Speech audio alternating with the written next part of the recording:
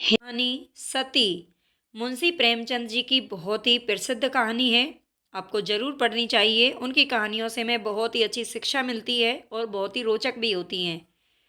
मुलिया को देखते हुए उसका पति कल्लू कुछ भी नहीं था। फिर क्या कारण था कि मुलिया संतुष्ट और प्रसन्न थी और कल्लू चिंतित और सशंकित। मुलिया को कौड़ी मिली है, उसे दूसरा कौन पूछेगा। कल्लू को रत्न मिला है, रत्न यानी कि मुलिया के रूप में उसके सैकड़ों ग्राहक हो सकते हैं। खासकर उसे अपने चचेरे भाई राजा से बहुत डबका रहता है।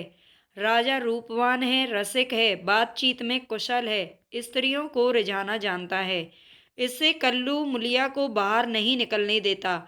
उस पर किसी की निगाह भी पड़ जाए यह उसे बिल्कुल सहन नहीं है। वह अब रात दिन मेहनत करता है जिससे मुलिया को किसी बात का कष्ट ना हो। उसे ना जाने किस पूर्व जन्म के संस्कार से ऐसी स्त्री मिल गई है। उस पर प्राणों को न्यौछावर कर देना चाहता है। मुलिया का कभी सिर भी दुखता है तो उसकी जान निकल जाती है। मुलिया का भी यही हाल है कि जब तक वह घर नहीं आता मछली की भांति तड़पती रहती है। गांव में कितने ही युवक हैं जो मुलिया से छेड़छाड़ करते रहते हैं, पर उस युवती की दृष्टि में कुरूप कलुआ संसार भर के सुंदर आदमियों से अच्छा है। एक दिन राजा ने कहा, भाभी भैया तुम्हारे लायक नहीं थे। मुलिया बोली, भाग में तो वही लिखे थे, तुम कैसे मिलते। राजा ने मन में समझा, बस अब चौका मार लिया है। बोला, विधि ने यही तो भूल कर दी। मुलिया मुस्कुराकर बोली, अपनी भूल तो वही सुधारेगा। राजा निहाल हो गया। तीज के दिन कल्लू मुलिया के लिए लट्ठे की साड़ी लाया। चाहता तो था कोई अच्छी साड़ी ले ले, पर उसके पास इतने रुपये नहीं थे। राजा भी उसी दिन अपने भाग्य की परीक्षा करना चाहता था। एक सुंदर चुनरी लाकर मुलिया को देने लगा। मुलिया ने कहा, मेरे लिए तो साड़ी आ गई है। राजा बोला, मैंने देखी है, तभी तो मैं इसे लाया। वह 2 कौड़ी की साड़ी तुम्हारे लायक नहीं है। भैया को किफायत भी सूझती है तो ऐसी बातों में। मुलिया कटाक्ष करके बोली, तुम समझा क्यों नहीं देते। राजा पर एक कुल्हड़ का नशा चढ़ गया। बोला, बूढ़ा तोता नहीं पड़ता है। मुलिया, मुझे तो लट्ठे की साड़ी ही पसंद है। राजा कहता है, जरा यह चुनरी पहनकर तो देखो कैसी खिलती है। मुलिया कहती है, जो लट्ठा पहनाकर खुश होता है वह चुनरी पहन लेने से खुश नहीं होगा। उन्हें चुनरी पसंद नहीं होती, पसंद होती तो चुनरी ही लेके आते। राजा, उन्हें दिखाने का काम ही नहीं है। राजा मुलिया से कहता है कि भैया को दिखाने का काम ही नहीं है, चुनरी उन्हें मत दिखाना।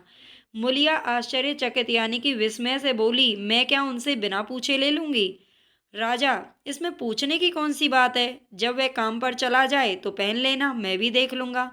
मुलिया ठट्ठा मारकर हंसती हुई बोली, यह नहीं होगा देवर जी, कहीं देख लेंगे तो मेरी सामत ही आ जाएगी, इसे तुम लेते जाओ। राजा ने आग्रह करके कहा, इसे ना लोगी भाभी तो मैं जहर खा के सो जाऊंगा। मुलिया ने साड़ी उठाकर आले पर रख दी और बोली, अच्छा लो, अब तो खुश हुए। राजा ने उंगली पकड़ी, अभी तो भैया नहीं है, जरा पहन लो। मुलिया ने अंदर जाकर चुनरी पहन ली और फूल की तरह महकती देखती दमकती बाहर आई। राजा ने पहुंचा पकड़ने को हाथ फैलाया। बोला, ऐसा जी चाहता है कि तुम्हें लेकर भाग जाऊं। मुलिया उसी विनोद भाव से बोली, जानते हो तुम्हारे भैया का क्या हाल होगा। यह कहते हुए उसने किवाड़ बंद कर लिए। राजा को ऐसा मालूम हुआ कि थाली परोसकर उसके सामने से उठा ली गई है। मुलिया का मन बार बार करता था कि चुनरी कल्लू को दिखा दे, पर नतीजा सोचकर रह जाती थी। उसने चुनरी रख क्यों ली, उसे अब अपने ऊपर क्रोध आ रहा था। तब तो उसने चुनरी रख ली, लेकिन बाद में उसे अपने ऊपर ही क्रोध आने लगा कि मैंने चुनरी क्यों रख ली। लेकिन राजा को कितना दुख होता वो सोच रही थी। अगर मैं चुनरी नहीं रखती तो राजा को बहुत दुख होता, पता नहीं वो क्या कर बैठता। क्या हुआ, उसकी चुनरी क्षण भर पहन लेने से उसका मन तो रह गया, लेकिन उसके प्रशांत मानस सागर में यह एक कीट आकर उसे मथ रहा था। उसने चुंदरी क्यों रख ली। क्या यह कल्लू के साथ विश्वासघात नहीं है। उसका चित्त इस विचार से परेशान हो गया। उसने मन को बहुत समझाया, विश्वासघात क्यों हुआ, इसमें विश्वासघात की क्या बात है। कौन वह राजा से कुछ बोली। जरा सा हंस देने से अगर किसी का दिल खुश हो जाता है तो इसमें बुराई ही क्या है। कल्लू ने पूछा, आज रज्जू क्या करने आया था। मुलिया की देह थर थर कांपने लगी। बहाना कर गई, तमाकू मांगने आए थे। कल्लू ने भौं सिकोड़ कर कहा, उसे अंदर मत आने दिया करो, अच्छा आदमी नहीं है। मुलिया मुलिया कहती है कि मैंने तो कह दिया तमाकू नहीं है, तो चले गए। कल्लू ने अब की तेजस्विता के साथ कहा, क्यों झूठ बोलती हो, वह तमाकू मांगने नहीं आया था। मुलिया कहती है, तो और यहाँ क्या करने आते। कल्लू कहता है, चाहे जिस काम से आया हो, तमाकू मांगने तो नहीं आया। वह जानता था कि मेरे घर में तमाकू नहीं है, मैं कल ही तमाकू के लिए उसके घर गया था। मुलिया की देह में काटो तो खून नहीं, चेहरे का रंग उड़ गया। सिर झुकाकर बोली, मैं किसी के मन का दाल क्या जानूं, किसी के मन का हाल क्या जानूं। आज तीज का रथ जगा था। मुलिया पूजा का सामान रख रही थी, पर इस तरह जैसे मन में जरा भी उत्साह और जरा भी श्रद्धा ही नहीं है। उसे ऐसा मालूम हो रहा है कि उसके मुख में कालिमा पुत गई है और अब वह कल्लू की आंखों से गिर गई है। उसे अपना जीवन निराधार सा जान पड़ रहा था। सोचने लगी, भगवान ने मुझे यह रूप ही क्यों दिया। यह रूप नहीं होता तो राजा क्यों मेरे पीछे पड़ता, और क्यों आज मेरी यह गत होती। मैं काली क्रूप रहकर इससे कहीं सुखी रहती, तब तो मन इतना चंचल ना होता। जिन्हें रूप की कमाई खानी हो वह रूप पर फूलें, यहाँ तो इसने मटिया मेट कर दिया। ना जाने कब उसे झपकी आ गई तो देखती है कि कल्लू मर गया है और राजा घर में घुसकर उसे पकड़ना चाहता है। उसी दम एक वृद्धा स्त्री ना जाने किधर से आकर उसे अपनी गोद में ले लेती है और कहती है, तूने कल्लू को क्यों मार डाला। मुलिया रोकर कहती है, माता मैंने उन्हें नहीं मारा। वृद्धा कहती है, हाँ तूने छुरी कटार से नहीं मारा। उस दिन तेरा तप छीन हो गया और इसी से वह मर गया। मुलिया ने चौकन्नी आंखें खोल दी। सामने आंगन में कल्लू सोया हुआ था। वह दौड़ी हुई उसके पास गई और छाती पर सिर रखकर फूट फूट कर रोने लगी। कल्लू ने घबराकर पूछा, कौन है। मुलिया, क्यों रोती हो, क्या डर लग रहा है, मैं तो जाग ही रहा हूँ। मुलिया ने ससकते हुए कहा, मुझसे आज एक अपराध हो गया है, उसे क्षमा कर दीजिए। कल्लू उठ बैठा, क्या बात है, कहो तो, रोती क्यों हो। मुलिया कहती है, राजा तमाकू मांगने नहीं आया था, मैंने तुमसे झूठ कहा था। कल्लू हंस करके बोला, वह तो मैं पहले ही समझ गया था। मुलिया कहती है, वह मेरे लिए चुनरी लाया था, तुमने लौटा दी। कल्लू तुरंत पूछता है कि क्या तुमने लौटा दी। मुलिया कांपती हुई बोली कि मैंने ले ली, कहते थे कि मैं जहर खा लूंगा।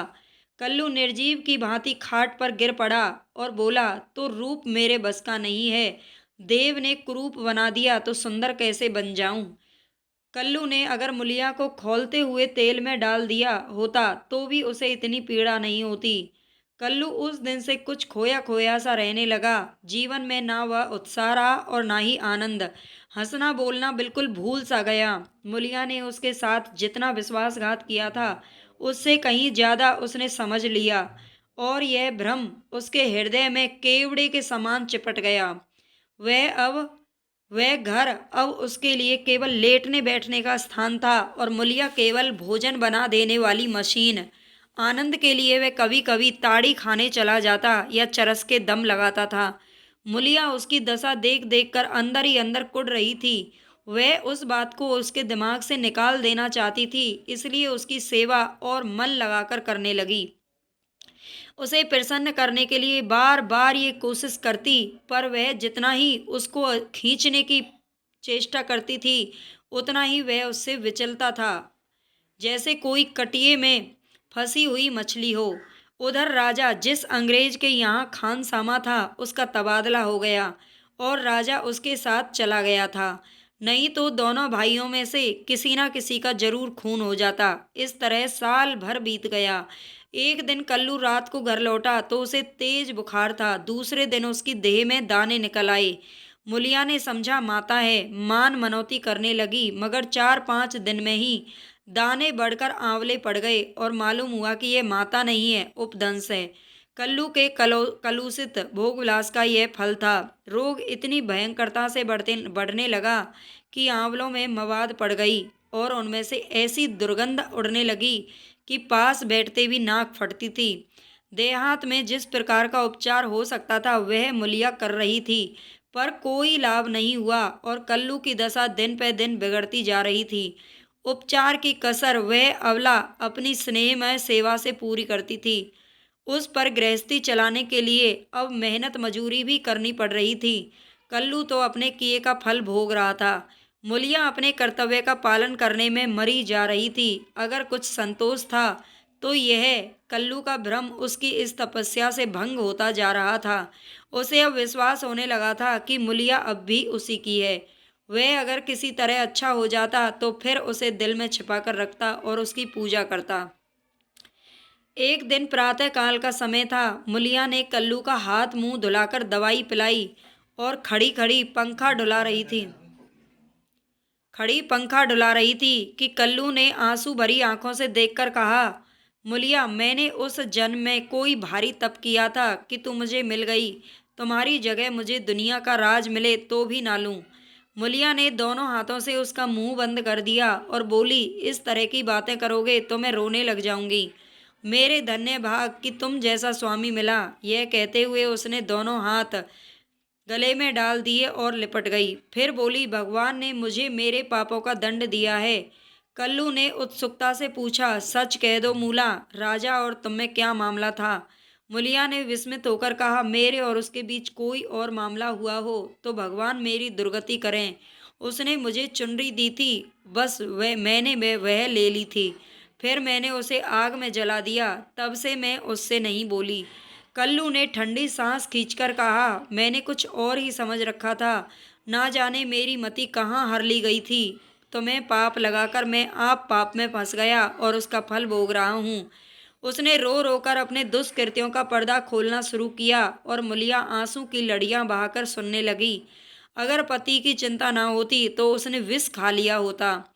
कई महीने के बाद राजा छुट्टी लेकर घर आया और कल्लू की घातक बीमारी का हाल सुना तो दिल में खुश हुआ। तीमारदारी के बहाने से कल्लू के घर आने जाने लगा।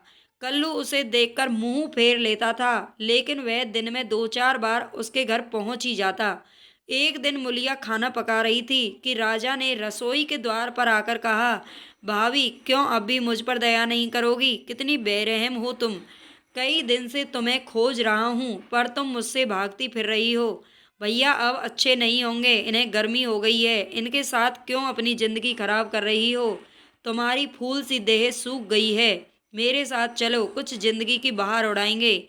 यह जवानी बहुत दिन ना रहेगी। यह देखो, तुम्हारे लिए करण फूल लाया हूँ, जरा इसे पहनकर तो मुझे दिखा दो।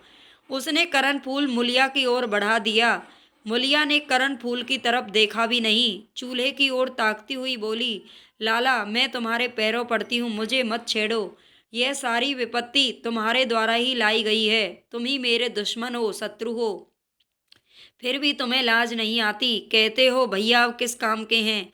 मुझे तो अब वह पहले से कहीं ज़्यादा अच्छे लगते हैं। जब मैं ना होती तो वह दूसरी सगाई कर लाते, अपने हाथों ठोक खाते। आज मैं ही उनका आधार हूँ, वह मेरे सारे ही तो जीते हैं। अगर मैं इस संकट में उनके साथ दगा करूं तो मुझसे बढ़कर अधम कौन होगा? अधम यानी कि नीच। जबकि मैं जानती हूँ कि इस संकट का कारण भी मैं ही हूँ। राजा ने हंसकर कहा, यह तो वही हुआ जैसे किसी की दाल गिर गई तो उसने कहा, मुझे तो सूखी ही अच्छी लगती है। मुलिया ने सिर उठाकर उसकी ओर सजोत नेत्रों से ताकते हुए कहा, तुम उनके पैरों की धूल के बराबर नहीं हो लाला। क्या कहते हो तुम? उजले कपड़े और चिकने मुखड़े से कोई आदमी सुंदर नहीं होता। मेरी आंखों में तो उनके बराबर कोई दिखाई नहीं देता।